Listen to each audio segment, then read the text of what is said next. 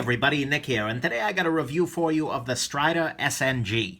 Now, the Striders, everybody in the knife world kind of knows about Strider knives. They're just kind of a fixture, and they're a fixture in that mid to high end kind of thing, and so I've never actually bought one and handled one because they're not necessarily my style, but I'm thrilled that I've finally gotten to, and so I want to thank my buddy Wombat for sending this along. This has been great. Talk a little bit about size here. This is your Spyderco Delica, your Spyderco PM2 next to it, and your ZTO 562CF right here. And yeah, so I picked this guy up. Well, I didn't pick it up. It's loaned to me used. And so don't really worry about this sharpening here. That's not representative of Strider itself, and it is a worn knife. But that's good in many ways for Strider because it lets me see how the knife wears in. And then finally, before I go into it, Strider is a controversial brand mostly because of Mick Strider himself. And you can look that up if you care to. A lot's been said. Don't quite know what to think about of a lot of it, but I'm just going to talk about the knife and leave all that on the table. So let's go ahead and do as we always do when we talk about the good, the bad, and the ugly of your Strider SNG. Oh, the good here. First and foremost, I do love this pattern of anodization on the titanium. It's just a cool looking design. I really do like it, and I think it's interesting, and it's different than anything I've seen. Well, okay, I've seen this before, but I like it a lot in person. That's really cool. And I also do like the contouring a lot, because this is not just a flat slab. There is, in fact, a contour here. You can see that this is rounded, as is the G10 here. And so that contouring actually does make for pretty decent ergos. And the balance on this knife is spectacular. I will say that first and foremost. This knife is really designed to be held well in this grip, and it's balanced beautifully in this grip. So that's a nice thing. Blade-wise, I do like the inclusion of a sharpening choil. That makes it, that's a very nice thing, and a lot of people don't, as well as the finger choil. I already praised the ergonomics on there. You get both an opening hole here and a thumb stud, which also serves as your stop pin, but honestly, for me, the knife is most comfortable to pop open with the thumb stud there. That's nice. The steel here is S30V, which is no slouch, no real complaints there. And yeah, let's see what else we got going on here. Like a lot of your Hinderer knives, the lock bar stop is actually this pin against the scales here on both sides. And on the inside, the lock bar stop, hopefully you might be able to see this. Hold on, let me grab a handy flashlight here. That's your Olight S1. High CRI. There we go. You can hopefully see inside there that there is a little bump, a protuberance, if you will, which is going to catch the blade on its way shut in the sharpening choil there, and that will stop the blade from shutting. So, you know, decent solution. No complaint there. A couple of other things. I do love the Maker's Mark. Mostly, I'll be honest, because it looks a lot like the new Jedi Order symbol, and I'm kind of a nerd like that, but hey, whatever. And I do like the blade shape. It's very, very tanky, and, you know, you're not going to be able to hurt this, especially the thickness of the tip. If we compare the thickness at the end of the Strider to the thickness at the end of the PM2, we can see that the Strider is really going to be harder to break the tip off of than, for instance, your PM2 and whatnot. So that's a nice thing, and honestly, I do kind of like the aesthetic. This is hardware. First and foremost, this is a hard-use tool. And, you know, so it's nicely designed in that way with that in mind. This feels like nothing but a tool. It's not an object of pretense. It's not fancy art. It's just a freaking tool. And, you know, they've done a good job, or Mick's done a good job of designing it in that way. So, there's your good. I love the anodization pattern. I like the rounding, and that leads to good ergonomics. The steel's fine. The lock bar stop is interesting on both sides.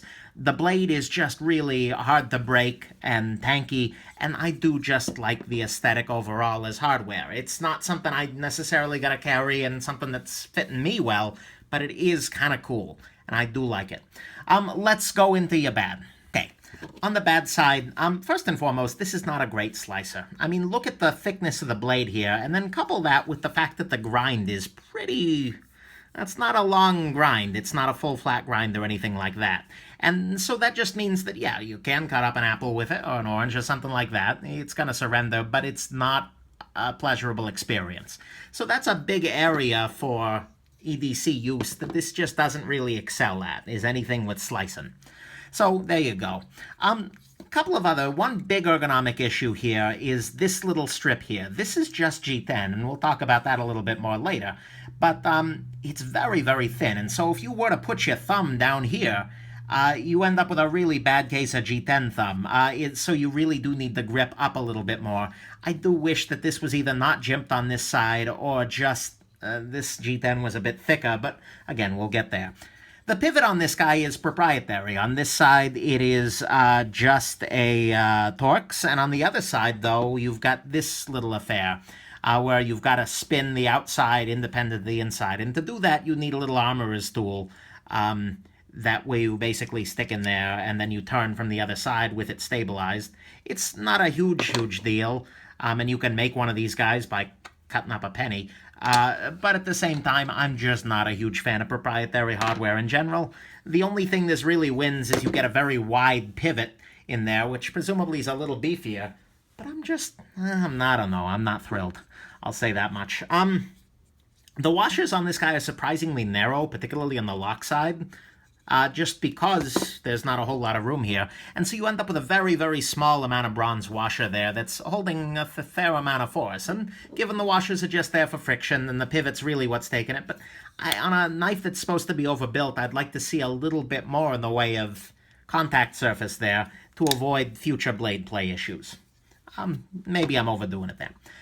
One thing, the DLC, I'm not a huge fan of. I'm not a big fan of diamond-like coating black on blades in general, just because it's not my aesthetic, but also because it wears a little poorly. And so if we look at this here, we can see that it does kind of wear, and some people like that look. I'm not a big fan of it personally, but, you know, it is what it is. So I'm going to call it bad rather than ugly. And then finally, the back of this thing is huge. It's got a lot of junk in the trunk. I mean, look at this. I've got smaller hands, but gripping this knife in the normal configuration, you've got a whole lot of knife just hanging out there. And the funny thing is that a lot of that isn't needed. If you look, I don't know if you can see this, but the blade is actually inside there, and it's angled up in this angle. So pretty much everything beyond my finger there is just holding air and isn't really necessary. And so the fact that you've got this huge, wide back on this knife, and particularly when you've got it in your pocket, it's very hard to reach past it and get to your phone or your wallet or something like that. I'm not a big fan of the amount of junk in the trunk here. So that just kind of left me a little bit cold. That could be cut way down, and it would be a better knife for it, I think. But maybe, you know, that's the aesthetic, that's the design, okay, whatever. Not ugly. What is ugly? Let's find out. Okay, the ugly, and unfortunately there's some quality ugly going on here. First and foremost, this is meant to be a hard-use, sort of hammer-it-through-a-car door knife, and that's well and good. But if you're gonna go for that, why do you make half the damn knife out of G10? I mean, seriously. Literally, it is the case that all of this gray is just solid G10. Your screws here go into G10. Your pivot goes into G10. There's no liners, there's no skeletonized nothing. On your PM2 here, you can see, hopefully, that there are stainless steel liners underneath all the G10. This is just a chunk of machine G10. That's pretty much it. And I'm not super impressed by that because, like I said, if you're trying to make this thing hardcore, then oh my God, just do it. Just make it hardcore, make it titanium, make it steel, make it something rather than just half plastic. And especially when your thumb stud here serves as your stop pin, you should make it so your stop pin works on both sides. I mean, okay, sure, G10's plenty beefy, it'll probably be okay, but come on, guys, that just struck me as really off. I mean, I don't know. But okay, putting that aside, maybe I'm just being overly dramatic. Maybe G10 is just as hard-usey as anybody needs, and it's certainly more than I need. But still, there are some pretty serious build quality issues, too. For instance, when you close the blade, the detent is up here, your stop pin is down here, so you get a pretty heavy amount of shake. It kind of goes back and forth within the detent. Unlike a lot of other knives that just kind of, once they're there, and they're locked in. There's not a whole lot of play back and forth. So that's not great. Not a big fan of that, and that's probably a consequence of using G10 as your stop pin down there. Speaking of that, the G10 and the titanium don't match. There's a very strong tactile ridge back here, And also, there's a fair amount, hold on, let me close the blade up here. There's a fair amount of misalignment going on here. I mean, you can see that the titanium jimping and the G10 jimping just doesn't seem to match. And, you know, the thickness back here isn't even the same. The titanium side is a lot thicker than your G10 side. And I don't know, that just, it bugs me, again, because it's so damn thin. I don't know that I trust this surface, and yet that's what your pivot is mounted in. Really? But okay, I mean, putting that aside, some other really big issues. This is your lanyard hole back here, and you can see here that when you close the blade, it touches and it goes into your lanyard hole, which means that if you put a lanyard through there, it's gonna rub against the tip of your blade, which is gonna mean that you're gonna have some trouble with your lanyard sooner or later. Not a big fan of that. And then finally, the clip just strikes me as super lazy. Come on, guys. Because look at this. It's just it's a sheet of titanium, and it's plenty burly, I guess. It's screwed in once, and then a tab folded down into here to keep it from rotating. That's really Bush League. Come on. I'm blown away that they're getting away with that. And it's sitting on top of the lock bar, which, okay, whatever. But yeah, come on. That clip just is supremely ugly, and I feel like they could do so much better, even in terms of beefiness. I mean, that's a really, really thin little clip. But okay. The final bit of ugly here is that this knife retails at about $420, which is just blowing me away.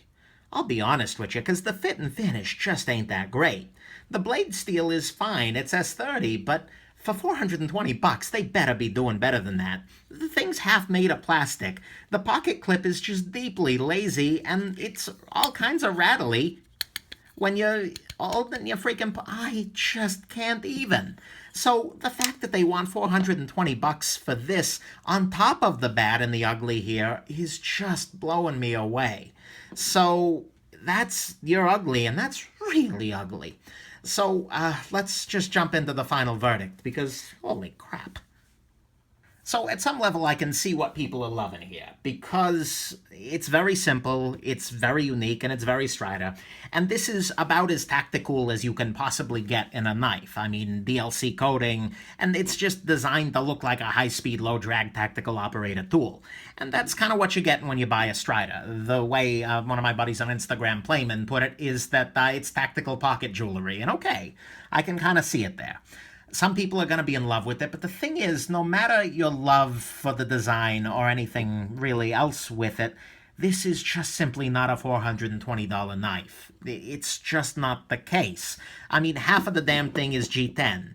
And you've got S30V blade steel, which is fine, but at that price point, for what you're getting here, that should have been 3V or 204P or something really interesting. But S30V at this price with nothing else? Really? Doesn't do it for me. I mean, honestly, $420, I don't even see this as a $240 knife. It's just, the build quality is just not there. And the design ain't there. So if you're looking for a really hard-use beefy knife, you should consider the ZT562CF here. Designed by Rick Hinderer, one of the other godfathers of tactical knife world. It's got a very similarly beefy blade. I mean, take a look at that. You're not going to break the tip off of this guy either. But it's also a more effective slicing tool. You've got full titanium liners, titanium on both sides. You've got all the same features, your over travel stop, things like that. You've got a pocket clip that doesn't look like it was made cheaply in 2 minutes. And you've just got a hell of a lot better action by far, and the flipper, for that matter, and it's half the damn price of your Strider. And if even that's too pricey, here's your Spyderco PM2, which is going to be a little bit more fragile in the tip. I'll give you that any day of the week. But the thing is, it's a quarter of the damn price, and it's almost as beefy, and it's got better build quality than your Strider any day of the week. And it's a quarter of the damn price. So, you know, at the end of the day, I just don't recommend the Strider. I mean, it's a decent functional cutting tool. It's not dangerous. It's not going to cut your hand open. So I'm not going to call it junk. But at the same time, it's kind of a vaguely awkward design. in a couple of other ways. The fit and finish ain't there, and they've done some really ugly things here. And the price on it is just batshit insane. And so, you know, I just don't see it there, and I don't recommend you Strider. I'm sorry about that, Mick, but that's just the way it is. So, there you go. I hope I just saved you 420 bucks, because I know I saved me 420 bucks. That's for damn sure. Anyways, I hope this has been interesting, and have yourselves an absolutely wonderful rest of the day, and seriously, there are many, many fish in the sea. Have a good day.